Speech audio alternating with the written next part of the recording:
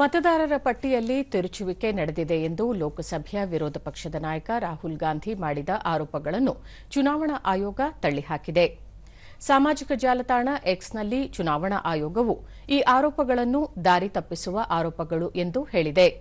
ರಾಹುಲ್ ಗಾಂಧಿ ಅವರು ಹೇಳುತ್ತಿರುವುದು ನಿಜವೆಂದು ನಂಬಿದರೆ ಚುನಾವಣಾ ನಿಯಮದ ಪ್ರಕಾರ ಅವರು ಘೋಷಣೆ ಪತ್ರಕ್ಕೆ ಸಹಿ ಹಾಕಬೇಕು ಎಂದು ಹೇಳಿದೆ. ವಿರೋಧ ಪಕ್ಷದ ನಾಯಕರು ಅಸಂಬದ್ಧ ತೀರ್ಮಾನಗಳಿಗೆ ಬರುವುದನ್ನು ಮತ್ತು ದೇಶದ ನಾಗರಿಕರನ್ನು ದಾರಿ ತಪ್ಪಿಸುವುದನ್ನು ನಿಲ್ಲಿಸಬೇಕು ಎಂದು ಆಯೋಗ ಹೇಳಿದೆ. ಈ ನಡುವೆ ಕರ್ನಾಟಕದ ಮುಖ್ಯ ಚುನಾವಣಾಧಿಕಾರಿ ಅನ್ಬುಕುಮಾರ್ ಸಹ ಸ್ಪಷ್ಟನೆ ನೀಡಿದ್ದು, ಮತದಾರರ ಪಟ್ಟಿ ಪರಿಷ್ಕರಣೆ ಪಾರದರ್ಶಕವಾಗಿ ನಡೆದಿದ್ದು ಯಾವುದೇ ಲೋಪದೋಷಗಳಿಗೆ ಅವಕಾಶ ನೀಡಿಲ್ಲ ಎಂದು ಹೇಳಿದ್ದಾರೆ. ಇತ್ತೀಚೆಗೆ ಕಾಂಗ್ರೆಸ್ ನಾಯಕರಿಗೆ ಮತದಾರರ ಪಟ್ಟಿ ನೀಡಲಾಗಿದೆ. 2024ರ ನವೆಂಬರ್ನಲ್ಲಿ ಮತದಾರರ ಕರಡು ಪ್ರತಿಯನ್ನು ಸಹ ಒದಗಿಸಲಾಗಿದೆ.